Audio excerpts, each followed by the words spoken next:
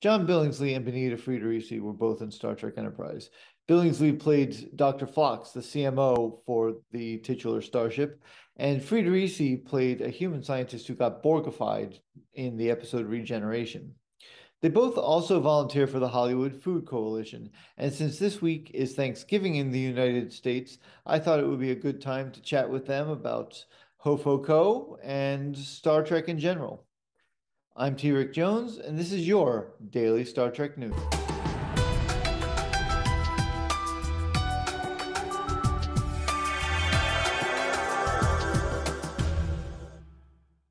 Hey, Hey, John, Bonnie, how are you both?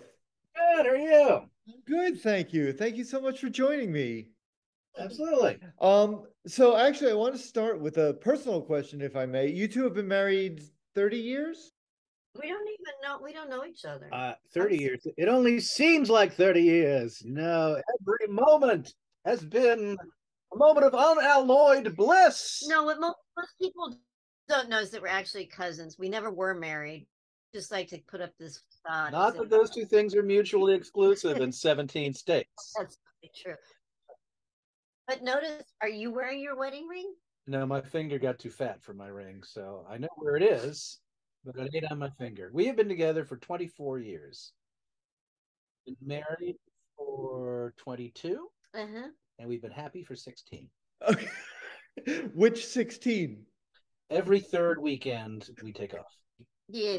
Fortunately for you, this is one of the happy weekends. I lucked out. You did. Apparently, I did too. I didn't know that. Well, you There know, go. you've got to have a system in a marriage. No, gotta have a system. But apparently, only one of us knows the system, so it's got Well, a sort of mysterious beauty that's to part it. of my system. Don't let the missus in on the system. I hope that thoroughly answered that question. So, how did you two meet? I feared it was too. It was Prison. It was a little stint we were both doing upstate. apparently in the same. Co-ed prison. Oh, right, Co-ed right, prison. right. It's really catching on, the idea of a co-ed prison. See how we don't tend to answer the question asked. Now all I'm thinking about is we met another in prison. skill we have. Now I've totally absorbed that. Yes, So we I did was meet in for white prison. collar crime, but Bonnie actually was a heinous offense. How did we meet, Bonnie? My goal is always to allow the interviewer one question and then just make the whole interview answering that one question. But he pulls it right back. But that's because he's lived with me so long. Whereas I do spin off into the outer space, and then he kind of yanks me back in.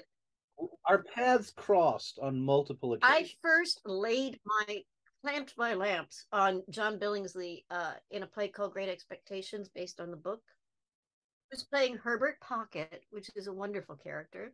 I had gone to see my friend who was playing, who's the lead? Pip. Don Mackay. Who was not as good as you.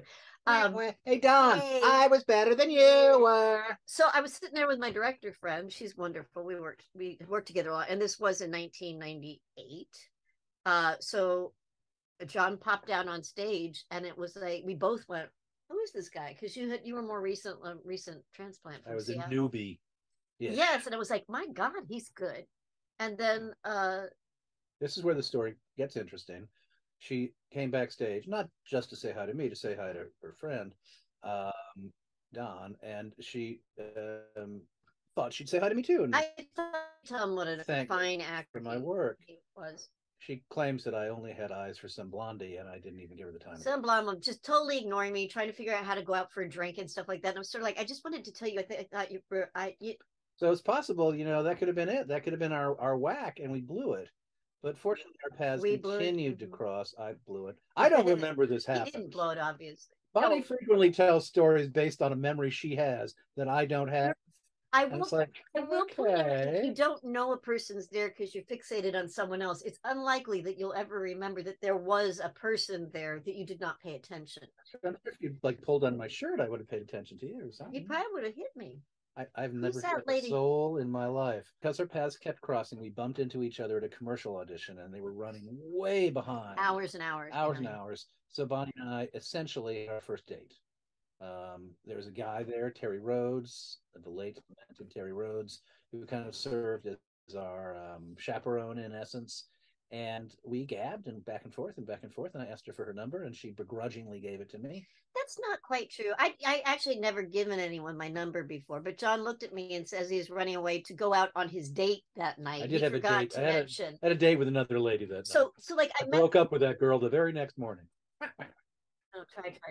So, I mean, it really was overflowing with human beings waiting for this audition. 3 hours back to a commercial audition was about 60 people. So we were kind of just sitting next to each other, and he was fretting because he was going to be late for his date.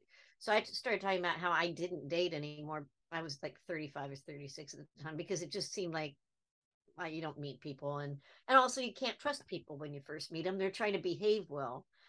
So I went on, and my friend Terry Heavens forfend. My friend Terry was laughing because apparently we were flirting the whole time. And I was flirting. I don't know.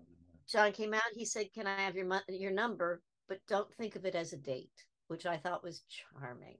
Think of it as, I don't know what I was asking you to think of it as, but you're being funny. We went out for lunch 2 days later.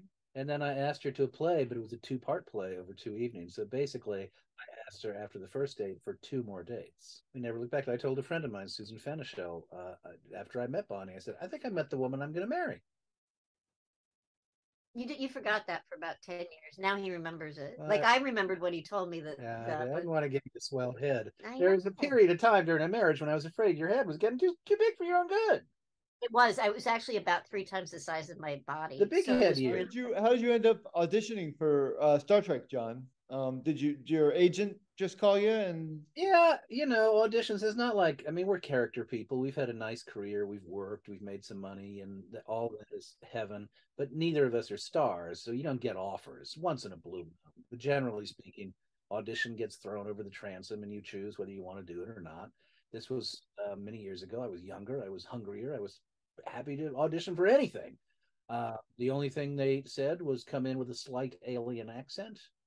I practiced a whole bunch of funny voices with Bonnie until she finally got sick of it and said, just do this. And I did what I did, which was kind of like this little East Indian lilt.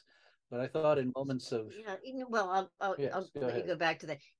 Our friend Dougal, actually, because we had just moved in together in an apartment, and I was visiting another friend, and people used to get the breakdowns for the parts illegally over their printers, because so you could check on your agent. And a friend of mine walked out and went, "Oh, this would be a good part for John."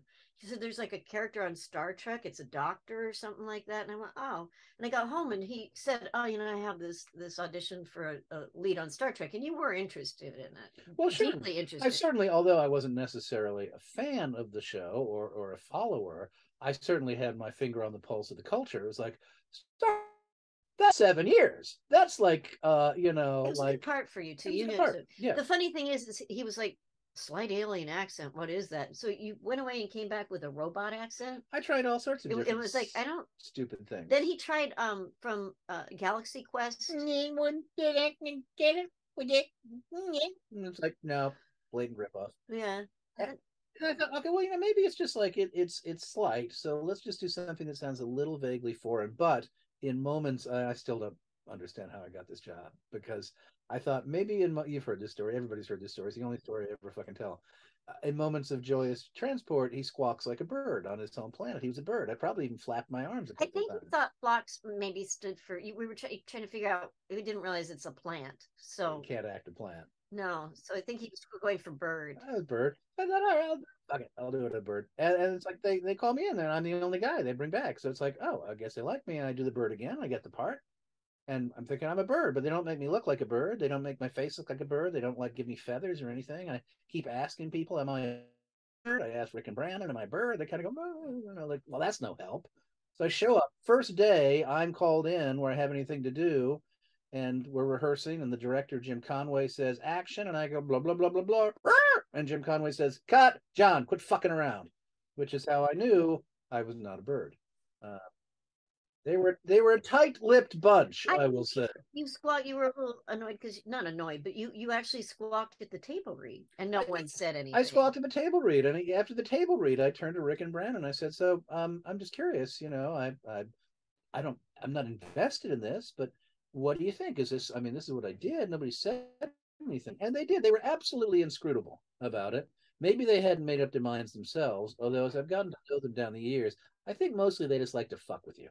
They fucked with me when I auditioned for it. Yeah, They pretended they didn't know me. They turned their backs on her. Wanted to ask you about your audition too, Bonnie.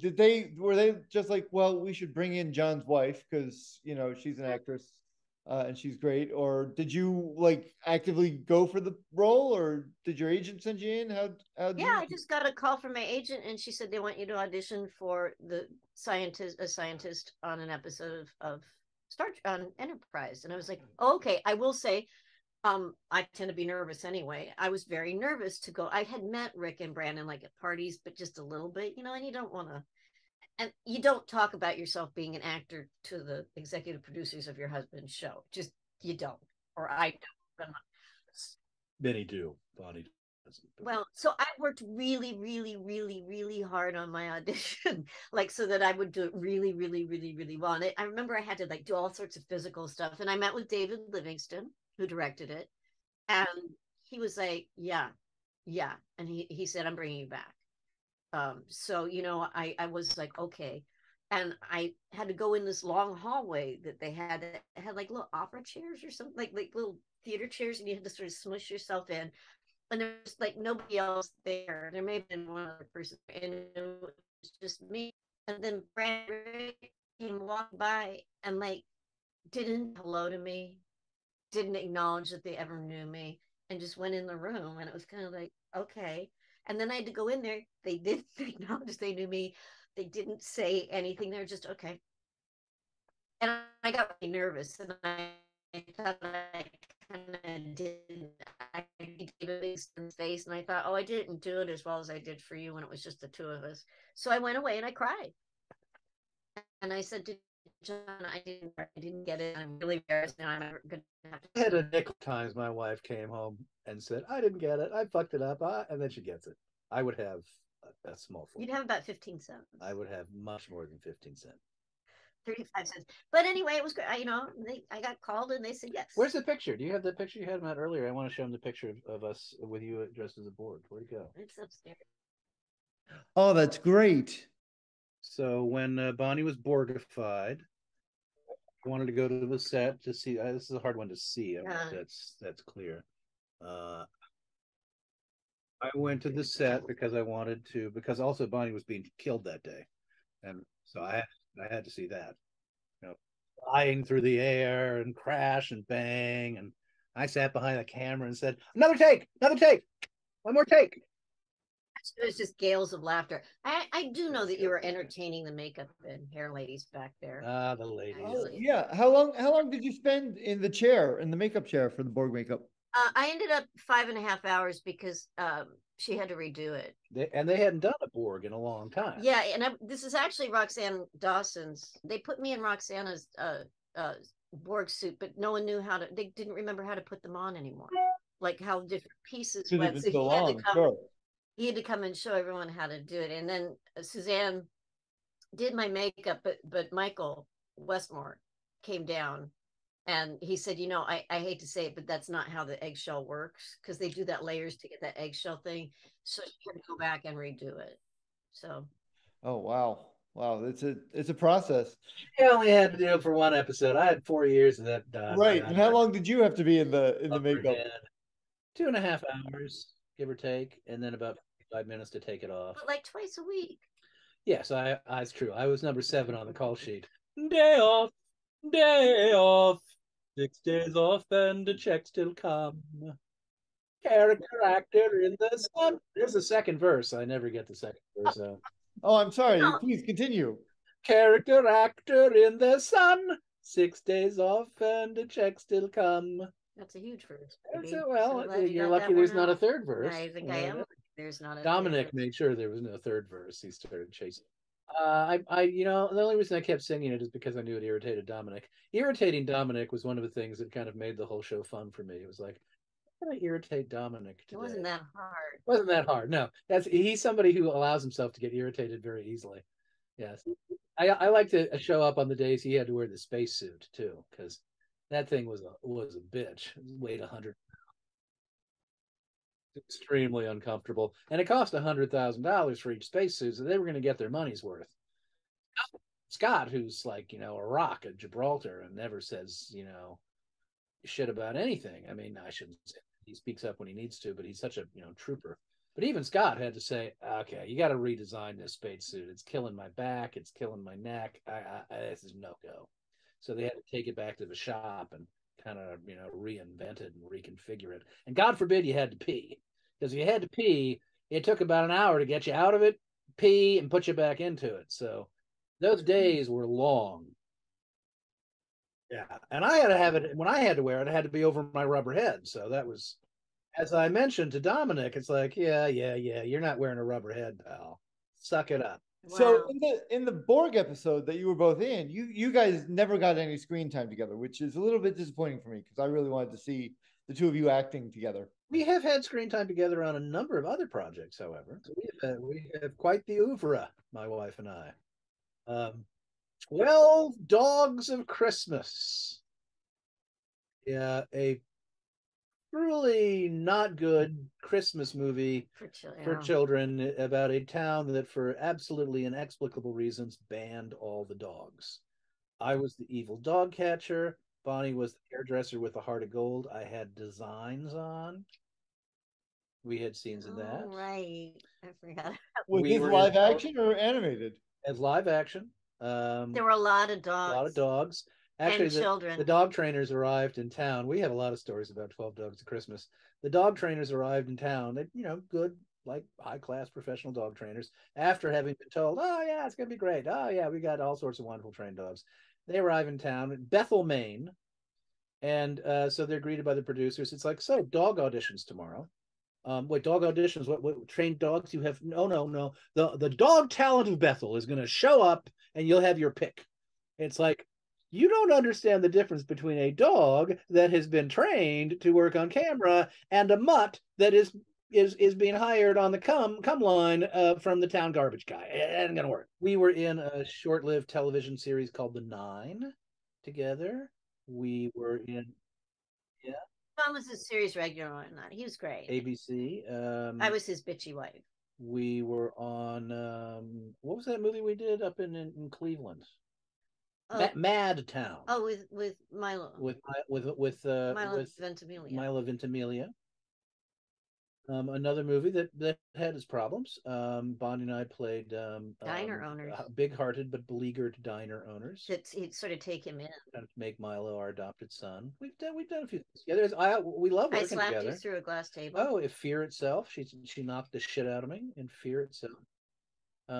We love working together. I mean, one wishes it could happen more often. We're not. Oh, it's Station 19. We worked together just recently. Oh, we did. Yes, we owned an ice skating rink, and there was a horrible Zamboni accident, and I was trapped on the ice with a runaway Zamboni. Yes, he was lying on the ice, and the Zamboni apparently went 40 miles an hour. Yeah, it was like the fastest Zamboni in the history of Zambonis. So it was bouncing off. The firefighters were afraid to go on the ice and stop the Zamboni. 14 strapping firefighters come running into the ice rink and all stop at the edge of the ice rink. We can't get it. Well, look at that Zamboni's out of control. Careers are very interesting at the end of the day. When you go through, your long list of things, it's like, if you're not a star, you're not picking and choosing. It's just, yep, great, yep, great. And some of the things you look back on and you go, oh, we did Heat Bad Medicine. Oh, yeah, Bad Medicine. I was a man who had breast cancer. It wasn't called Bad Medicine. It was called Good Medicine, and we called it Bad Medicine because there are actors, it's weird. They always irritate the shit out of me, who sort of like have kind of almost made a thing over the fact that they don't learn their lines. It's like, it's about, spontaneity, or I'll get them on the day, or, James Woods notoriously can actually look at his words and know his words. He's got most of us are not similarly gifted, and particularly as you get older, you have to drill the motherfucker. And so when you're on a set, and in all seriousness, the crew, they're busting their ass. It's really hard work. When you hold up camera, that always has been a real pet peeve of mine. When an actor holds up camera because they're diva-ish, or they're unprepared, or they behave like a child, I find it kind of infuriating. That probably wouldn't have held up on Star Trek. They're so, from what I hear, so into say every word exactly the way it's written. Yes, they take it to the opposite extreme, where I think they do themselves a disservice. I think there's a sweet spot in between, which is if you know your words and you know the story. If you drop a word or you substitute a word, if you've got the sense of it and it's a good take, don't make a federal case of it. It's not. I'm sorry, but it ain't Aaron Sorkin. There are some writers who have more of a right to say, excuse me, but there is a the in there, and you drop the. I still find it irritating, but at least you can go, oh, Aaron Sorkin. When it happened on Star Trek, it was like you didn't need the. That's why I dropped it. The thing that was my favorite is they give you a little at the beginning of each episode, all the gobbledygook words, all the words of the alien species. They had the pronunciation chart. So Rigabach was Rigabach, not Rigabach, Rigabach. So it's like, if the accent wasn't right, they go Rigabach, Rigabach, Rigabach. And it was mostly Linda's problem. Yeah, I was going to say, I sort of remember because she had to talk in all those dialogues. Poor Linda. Yes, she was the unsung hero for having to do all the gobbledygook. Actually, one thing I wanted to talk to you about was from the second episode, Phlox was basically her mentor through the series. Was that something that they had always planned, or did that sort of develop when they saw the chemistry you and she? You never really know. I mean, I would say this is just speculation. They knew that they were hiring. They knew that the part was supposed to be somebody who was more tentative and a little more concerned about what she was getting into. So clearly, they knew they were going to be moving her into an arc where she'd have to get over some of her trepidation. Whether they had thought that I could be a mentor figure to her or not, I don't know. I mean, I will say this, and I know, and all kidding aside, Rick and Brannon, one, they gave me a job, for which I'm forever grateful, and two, they were very gracious and courteous to me. I know that in subsequent conversations with them, they both expressed some unhappiness that they had basically been forced into production prematurely. They really wanted to take some time off and think very deeply about the next show's Bible. So I don't know if the Bible for our show was as strong as it needed to be, which is, I think, maybe one of the problems we had in our first year. To me, although I enjoyed the show, I enjoyed certain episodes of the show, I did feel that some of the problem was that, to me, the concept, which is first show, the transporter, we're scared of it, the weapons malfunction, things blow up. I would have wanted us to go further in the direction of clusterfuckedness. I think it would have been interesting if there was overlapping dialogue, if they really try and kind of like break the whole pattern of how Star Trek in its cleanness is performed. If there's an episode that, to me, I always tell the story because I thought it was so indicative. We weren't supposed to get the first drafts. I would peek at the hair guy's first draft, so I know mostly whether I was going to be in the next episode. And in this episode, we do have to transport somebody. We transport them back from the surface. In the first draft, his head is where his ass should be. Jesus fucking Christ! By the time we get the shooting script, there's like a little twig sticking out of his ear. Oh, ow! And I cut it off with my pair of scissors. That, to me, was indicative of what they did wrong. They didn't trust the danger of it enough to me. I mean, in contemporary television these days, they'd kill off a series regular in the first season. John would come home in early on and say things. I mean, he had hoped, I believe, for Dr. Phlox to not be able to have a hypospray, for instance. Yeah, I wanted to leech the motherfuckers. Just like leeching time. But there again, to me, that was like, go all the way with that. Make him like, like your stupid modern contemporary medical practices. No, no, no, no, no, no, no. Drink this. Okay. And now while you drink this, I'm going to pull your weenie. Okay. And squeeze and done. But instead it was like hypospray. You got cancer, you're cured. Hypospray. And I get it. It's 38 minutes long, the episode. They have to move fast. Did you guys have to research the Borg before you did that episode that both of you did? I watched First Contact because I needed to understand where this was coming from, and I enjoyed that quite a bit. And yes, I actually, this gentleman over here, Louis, he was like the quintessential Borg guy. I mean, he had been a Borg a bit. So he taught me how to walk like a Borg and move like a Borg. And I was called the baby Borg because I was incredibly short for a Borg. The littlest Borg. I'm 5'3", so it was like Borgs aren't 5'3", but that's okay. So let's talk about Hollywood Food Coalition. Tell me what it is and tell me how you got involved. Sure, it's almost 40 years old. It started as a street service for people experiencing homelessness, centered around a nightly multi-course hot meal, with the additional benefit of the organization has always tried to provide ancillary services for folks: shoes, socks, sleeping bags, laundry vouchers, bus passes, hooking people up to other social service organizations for housing or mental health treatment, yada, yada. Bonnie and I started volunteering about 6 or so years ago. We went in to make a fruit salad and wash dishes, la la la, and we met the person who ran the show, named Sherry Bonano. She needed help. It was $100,000 budget, no paid staff, and we kind of dug in. So we kind of split what we considered to be the primary things that we thought we could offer by way of help. I volunteered to help restructure or grow the board and to start thinking about strategic planning and bringing the entire community of supporters together to kind of figure out whether or not there was a future that was bigger. Still doing the same thing, but how do we make a bigger splash in the community? And Bonnie started rescuing food. We'll talk about that. Well, I mean, a lot of what happened to us when we started volunteering at this organization is that it was all volunteer. It was very small, but it was feeding around 150 to 200 people in need at location they knew to go to, where they could get a sit down meal, where people would talk to them, and as John said, provide information and ancillary things. All volunteers doing this, but it was every single night of the week, every day of the year, which is extraordinarily unusual. Most places feed people Monday through Friday, or on the weekends, or once a week.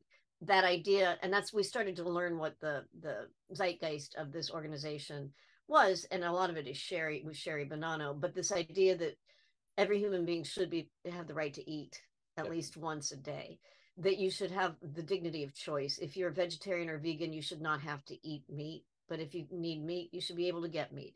It should be healthy. You should have access to fruits and vegetables and things like that. You should have something to drink. That there should be consistency, so that there's a place you can go to where you can and rely on it. And so we thought we need more food because this is a huge burden, and the organization was struggling to get. Had no money, so it's all donated food. So Bonnie put together something that we called the Pickup Artists, which is about 40 to 50 folks who were willing to go around to studios and pick up food from TV and film shoots.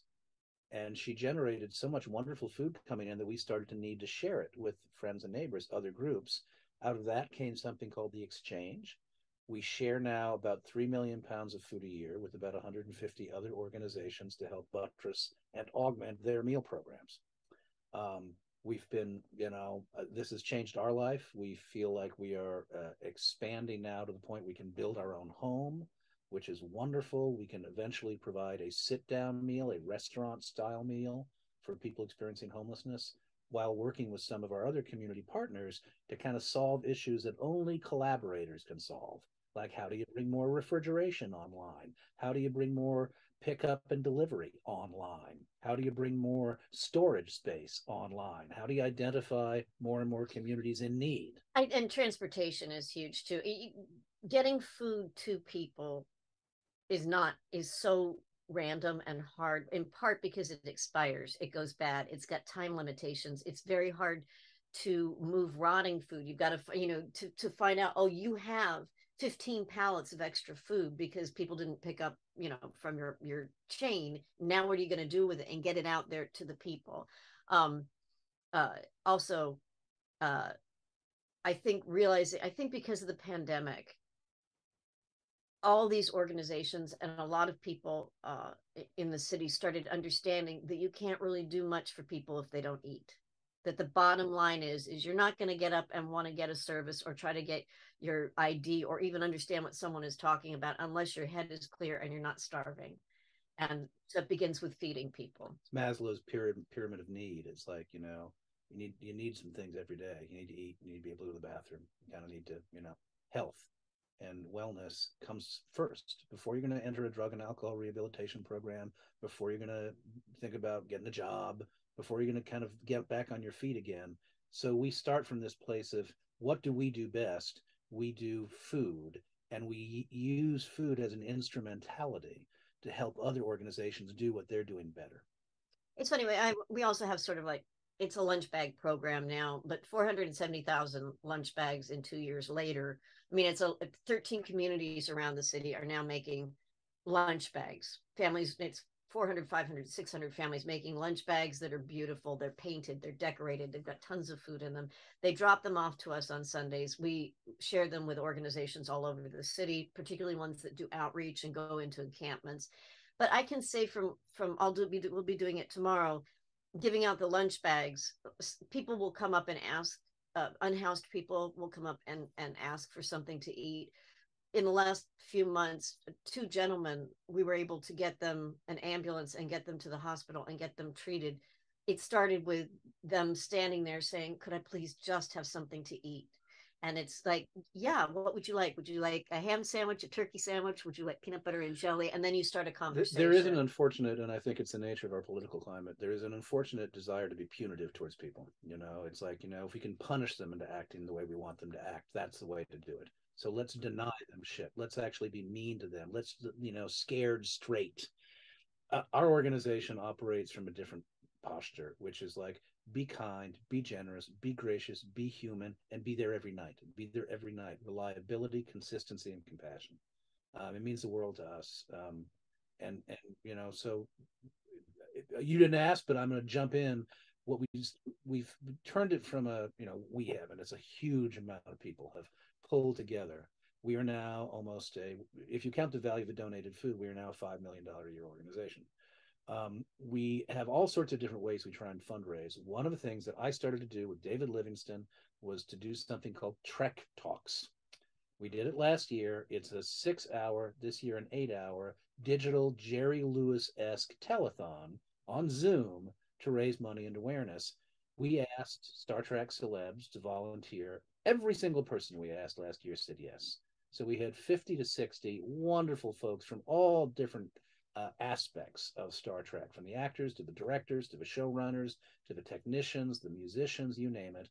We had 6 or so hours of panels. We talked about the Hollywood Food Coalition. We made $80,000. So we're doing it again this year with the hope of expanding the take. And it's going to take place on January 14. And if you're listening, Trek Talks, TALKS.net is the place to go to find out about it and to be linked to the Hollywood Food Coalition if you would care to donate in advance of the event or learn more about the Hollywood Food Coalition. That's great. And do you have a lineup yet? Do you know who's going to be involved? I know some of the people. We've got yeses from John Delancey and Brannon Braga and Bob Picardo. I think Will Wheaton. We usually put usually last year and this year, if you put the asks out months in advance, it kind of doesn't, it's like, yeah, sure. We wanted to kind of have, a little bit of a later process this year. So we did a lot of pre-planning. The asks are just going out now. So in another week, we should be able to turn around to the world and say, we have got, and that's kind of when we'll begin to do our, da da da da da da in the Star Trek world. It's sponsored by Trek Geeks. Trek Geeks. That's right. Yeah. Bill Smith and Dan Davidson, and I should plug all of it because it's a really wonderful team. The Sci-Fi Sisters are involved. Wonderful guy named Jay Stobie, who's a writer. Jay. The great John Champion from Roddenberry Productions. My colleague David Livingston. Bonnie Gordon is new to the team this year. The wonderful Bonnie Gordon. And our staff, Linda Piani-Gianni and Asher Landau, who are the development directors for Hollywood Food Coalition. So we are now in, our 10-person team meets every other week, and we're kind of, getting into high gear. Now, let me backtrack just briefly, because I had wanted to ask you, how big is the homelessness problem in Los Angeles? There's so many different metrics, and there's so many different windows through which you can look at this problem in terms of number of people who are actually living on the streets. Probably somewhere between 55 and 65,000. There's an annual homeless count every year that does a pretty good job of getting an accurate read on that. I would say that, there are another batch of people who are experiencing homelessness, but who are sleeping, for instance, couch surfing, sleeping in automobiles. And the bigger issue really has to do with the nature of what is an urbanization problem. If you consider what it takes to live in Los Angeles is the most expensive city in the country when you consider what it costs to domicile yourself. It takes almost 50% of the median income to actually get a roof over your head. One of the biggest problems is not so much homelessness as, which is unfortunately what happens, homelessness as a measure of people's mental illness. Living on the streets makes you mentally ill. You get PTSD. It's a terrifying experience. What happens is people who are simply unable to live in a world in which it's too expensive for the skill sets they have to put on the job market, they end up sliding. And another thing that I consider as a metric that we are not paying enough attention to, a friend of ours is a school teacher. If you got 40 kids in a class, and those kids have different backgrounds, different educational capacities, different kinds of parenting structures, et cetera, et cetera, et cetera, you are probably going to have a class of people who don't learn much. And if you graduate a bunch of people from high school who don't have job skills, who don't have an education in a really tough market, many of them are not going to be able to make a living, and many of them are going to turn to drugs. So when we talk about homelessness, in my opinion, one of the problems we have is we talk about homelessness as if it is a problem. The problem has to do with the nature of a society that doesn't invest in its fundamental human infrastructures. Homelessness is a symptom. We deal with the symptom. Other than attending Trek Talks and giving money for Trek Talks, how can people help? Whether if they're local, as opposed to around the world, or how just anybody help? I have a two-part answer to that. Bonnie, chime in. If you're local, we have had tens of thousands of volunteers help out, and I think it's one of the things that I love about the organization. When people volunteer to help out and they get their hands dirty, it changes the nature of the way they relate to the world and to the city. You can come in and cook, you can come in and serve, you can come in and help rescue food, you can come in and work at our exchange space, which is where the food gets stored, processed, sent out. You can come in on Sundays and work in our Sack Lunch Sunday distribution program. You can consider getting more involved at the macro level, which for me meant I eventually became the board president. I started out making fruit salad, and then I became the board president. Anything can happen in America. But this is my big answer to that question. There are a whole bunch of people who are going, why am I helping out the Hollywood Food Coalition? I don't live in Los Angeles. I agree. But you have something that you can do in your hometown, in your home city, that can make a difference. I kind of think it's like a little dial we have. Your dial up, dial down button that has to do with, how much you want to give back. Everybody's doing something. It's just about whether or not you feel like you could dial that up a little bit. There are a lot more organizations, I think, than people realize that are doing an awful lot of good. I mean, I know it's for some people, and that's kind of how we ended up at the Hollywood Food Coalition. It was trying to plug people in to help volunteer. It felt like the world was in trouble. But, it's like, but I don't know where to volunteer. I don't know what place is a good place to volunteer. And people want experience.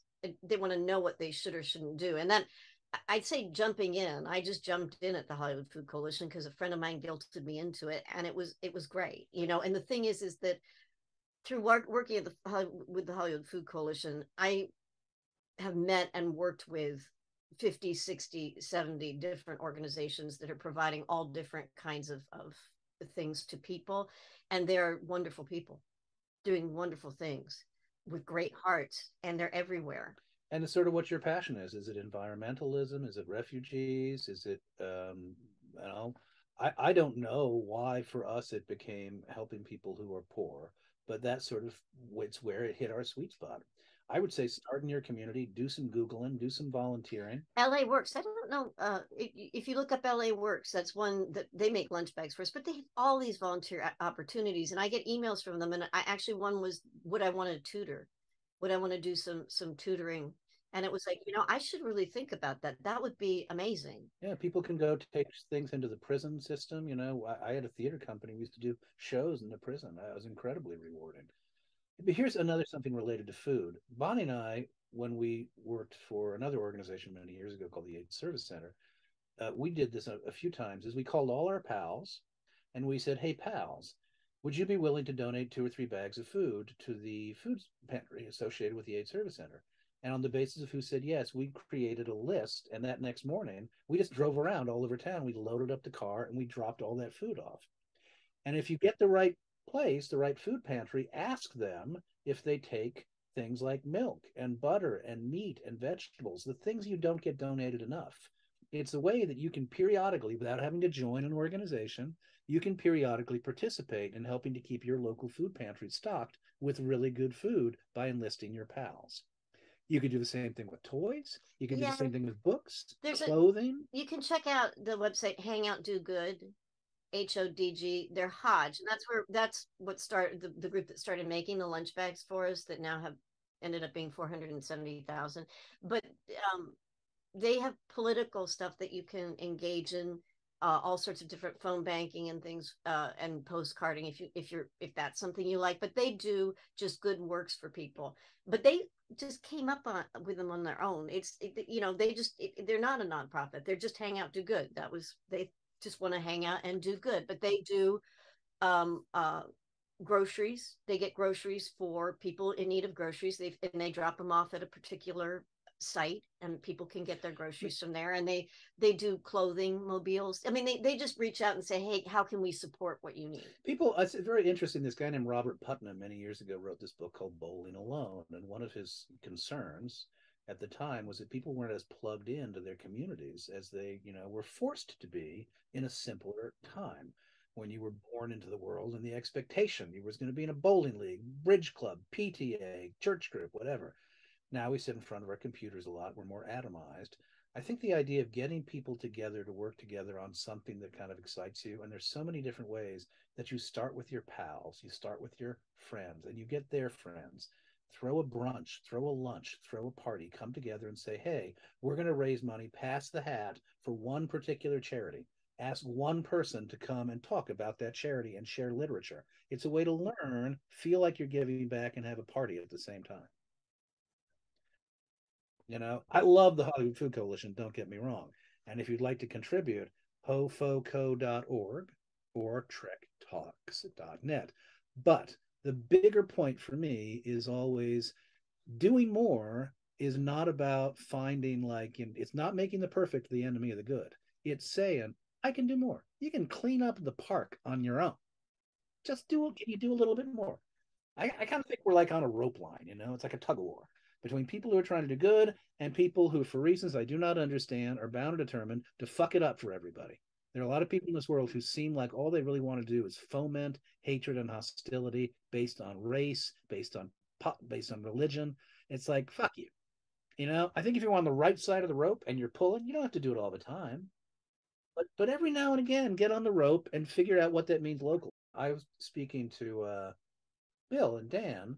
They had me on their podcast last, year and a half or so ago, and they said Jonathan Frakes had done something for Feeding America, just him, and it made $5,000. And I said, maybe we could do a bigger version of that with multiple guests for a Hollywood Food Coalition. See if we can, So it was Jonathan Frakes that kind of gave me the idea. And one of the panels we have on Trek Talks is called Trektivism. And it's a panel that's about how you get involved. And so Jonathan and Armin and Kitty, Kitty, who had pancreatic cancer, they speak about their work. We've had, help me, I'm spacing.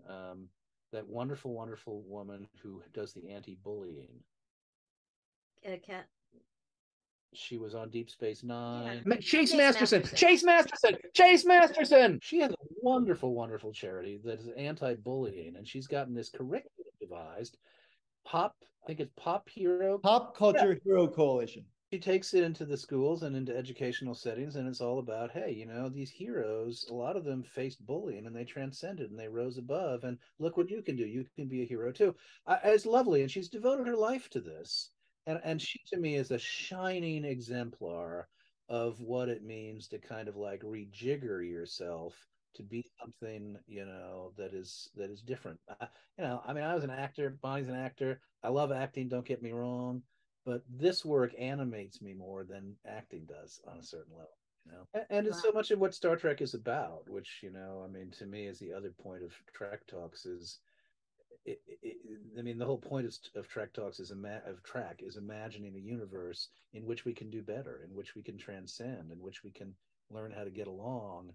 And I do think pulling the community together along those values is, part of fulfilling the mission of Star Trek. John Billingsley, Bonnie Friedericy, thank you so much for joining me today. This has been Did you notice that he said your name correctly? I did notice that. Thank you so Did much. I? Oh, good. Nobody does that. That's why she married me. I was the only person she'd ever dated who could pronounce her last name. Well, thank you so much. I really appreciate it. Have a great weekend, guys, and I will talk to you again sometime. Bye-bye. Bye.